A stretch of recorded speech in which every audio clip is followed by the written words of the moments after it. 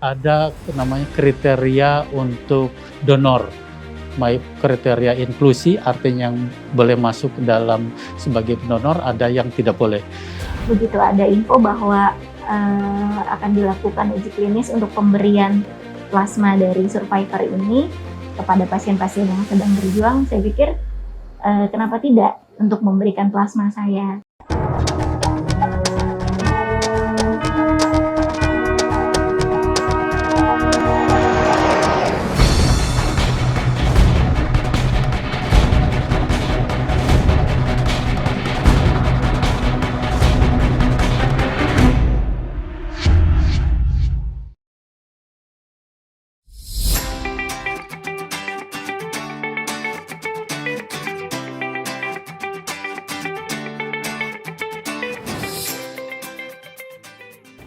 Duh, makin banyak nih yang kena virus corona. Sampai kapan ya Kak berakhir? Kita semua sih berharapnya secepatnya, Rima. Amin. Memang sih dari yang aku baca ya, di berbagai negara udah banyak melakukan upaya nih Kak untuk melakukan penyembuhan terhadap pasien virus corona. Salah satunya dengan vaksin dan lain-lain. Nah, sama halnya dengan yang dilakukan oleh RSPAD Gatot Subroto, Rima. Jadi mereka melakukan penelitian tentang pengobatan dengan terapi plasma darah. Oh gitu, ya semoga aja sih upaya yang telah dilakukan itu berhasil ya Kak. Amin. Stop dari penyebaran virus-virus corona itu. Amin. Segera hempas lah jauh-jauh. Iya, Gak usah makanya balik itu. lagi. Soalnya kan jadi trending topik terus nih.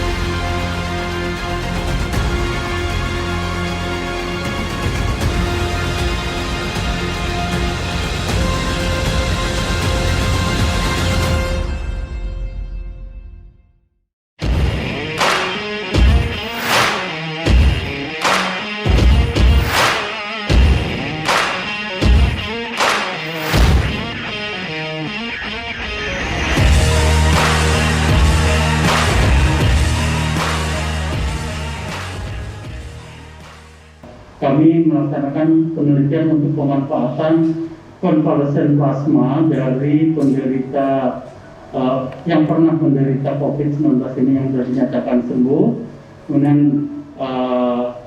plasma itu diolah di UPD unit transfusi darah RSPAD, juga dilakukan pemeriksaan neutralising di Ekman, juga titer di Bio Farma Bandung. Jadi ada 3 institusi yang terlibat di dalam penelitian ini. Juga ini merupakan atensi dari Bapak Menkes 3 minggu yang lalu. Oke, dari saya, selama protokol diikuti, dan yang lebih tahu protokol adalah komunitas kesehatan.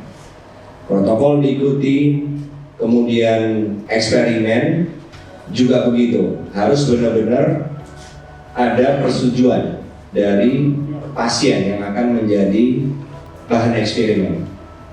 Jangan sampai ada yang dilanggar karena saya tidak ingin ada masalah.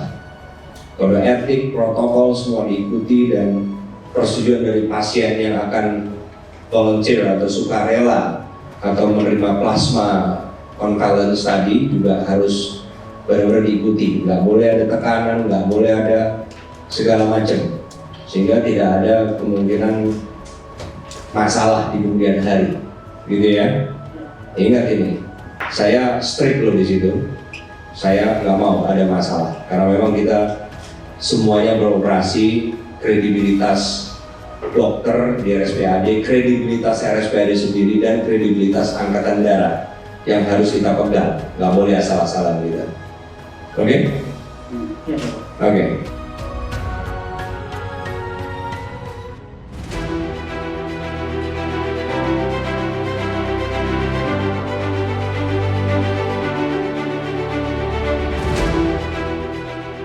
kami membentuk atau membuat protokol etik penelitian, dan protokol etik penelitian itu kami ajukan kepada Komisi Etik Penelitian Kesehatan, baik yang lokal ada di RSPAD maupun yang sudah terdaftar di Komisi Etik Penelitian Nasional. Dan alhamdulillah kami sudah mendapatkan Purple Ethical Clearance dari Komisi Etik Penelitian, sehingga secara legal kami boleh melakukan penelitian ini.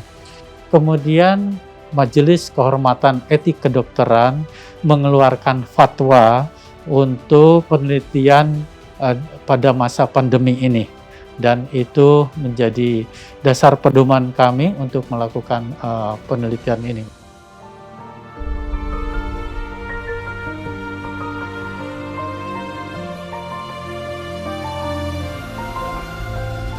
Terapi plasmaferesis ini, karena kami berperan di unit transfusi darah, maka kami hanya dilibatkan dalam proses pendonornya saja, perekrutmen pendonor. Jadi pendonor yang sudah memenuhi kriteria itu boleh datang ke kami, lalu selaku pelaksana di unit transfusi darah, saya memberikan informasi selengkap-lengkapnya mengenai tindakan plasmaferesis kepada pendonornya.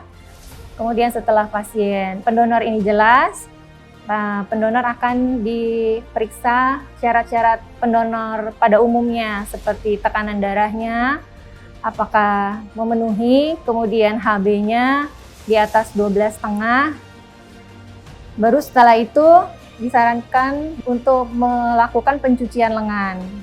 Setelah diedukasi pencucian lengan, maka pendonor mendonorkan plasmanya dengan alat plasmaferesis. Ini prosesnya memakan waktu 1 sampai 1,5 jam.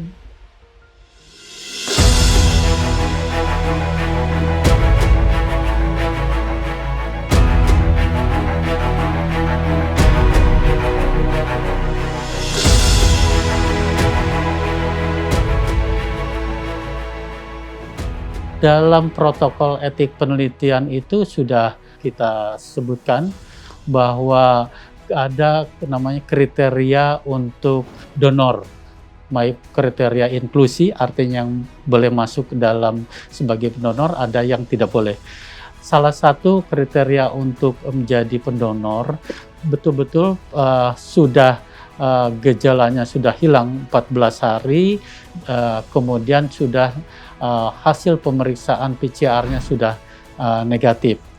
Kemudian juga plasma yang kita periksa juga dilakukan pemeriksaan terhadap parameter tidak adanya untuk infeksi menular seperti hepatitis, sifilis, HIV/AIDS, itu kita periksa. Kemudian juga dilakukan pemeriksaan terhadap golongan darahnya sehingga tidak terjadi incompatibility golongan darah ABO itu.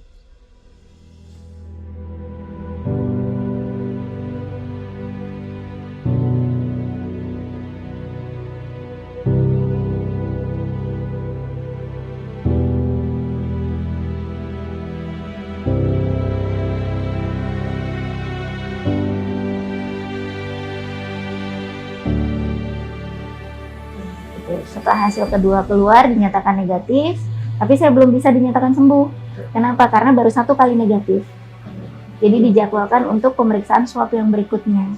Gitu. Jadi ada 3 kali swab, yang pertama positif, kedua dan ketiga negatif, baru dinyatakan sembuh. Begitu kita sudah dinyatakan negatif 2 kali, itu masih harus melakukan isolasi diri selama 8 sampai 14 hari. Setelah itu diberikan surat selesai pemantauan karena sudah dinyatakan sembuh.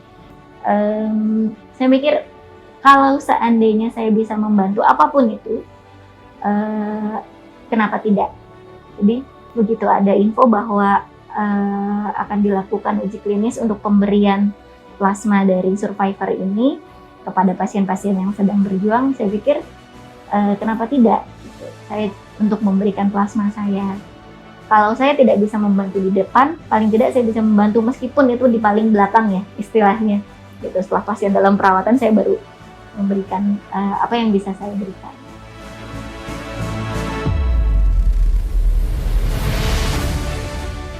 Penelitian konvalesen plasma ini udah diberikan baik di China, Jepang, Amerika, Iran, kemudian Taiwan. Mereka sama, penelitiannya ini adalah dalam bentuk uji klinis dan yang mereka laporkan itu dalam bentuk case report. Di Indonesia, jujur aja baru dimulai di RSPAD, ya.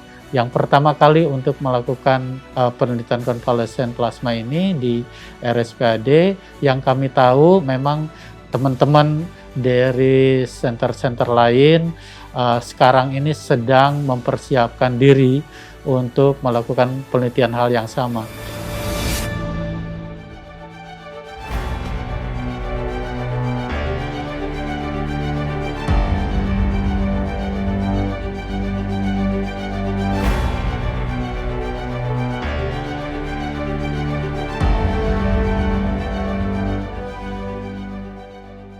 Selamat siang Bapak, izin kami melaporkan mengenai riset konvalesen plasma.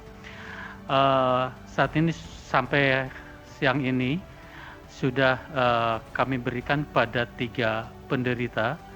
Yang pertama Nyonya M, saat itu ARDS berat dengan ventilasi yang ya cukup berat, namun alhamdulillah pada siang ini sudah bisa lepas ventilator.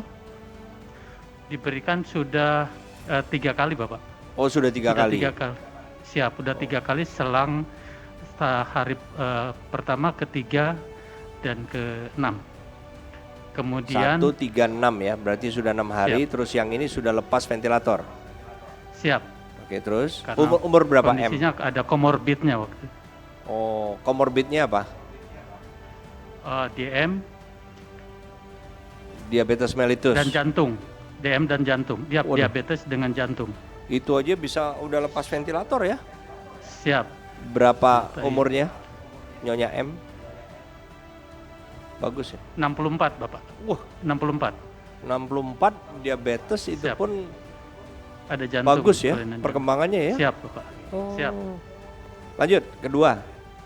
Yang kedua Tuan R, malah baru sekali pemberian sudah dari isolasi sudah bisa pindah ke lantai 3, sudah bagus.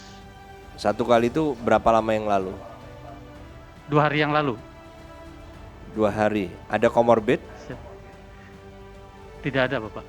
Oh enggak. Umur? 68 Bapak. Wah hebat juga. Kemudian yang kemarin Tuan D baru diberikan kemarin sore jam 5 sore. Siap, masih dalam monitor. Oke.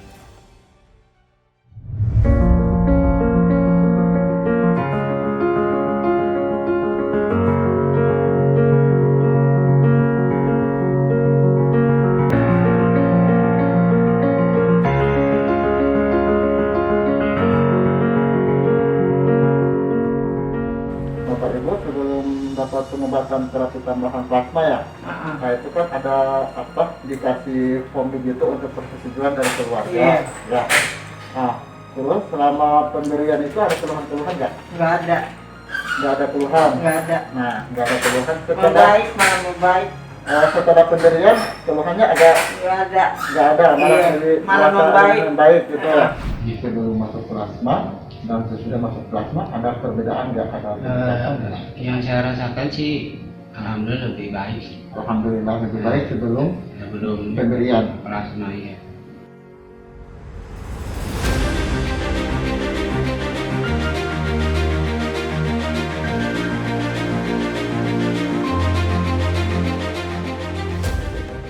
Izin melaporkan untuk penelitian konvalesen plasma yang pasien Nyonya M dan Tuan R yang sudah mendapatkan 3 kali pemberian plasma, yang semula dirawat dengan RDS di ruang isolasi dengan tekanan negatif, saat ini sudah di ruang Darmawan. Alhamdulillah udah di ruang biasa Bapak. kondisi bagus. Kemudian yang 3 hari Rabu sore kita berikan, kondisi responnya bagus, Bapak. Mungkin akan diberikan ulang kembali pada tanggal 9 Mei besok. Oke, jadi untuk yang 3 lagi pasien Rabu kemarin, nanti kedua ini besok ya? Siap, Bapak. Oke, terus setelah itu otomatis 3 hari kemudian yang ketiga, atau ada evaluasi lagi sebelum yang ketiga? Tetap setiap hari kami evaluasi kemajuan klinis, laboratoris maupun radiologis. Kemudian pemberian tetap diulang nanti 3 hari kemudian, Bapak. Oke. Ya, waduh, bagus lah, mengembirakan ya. Siap.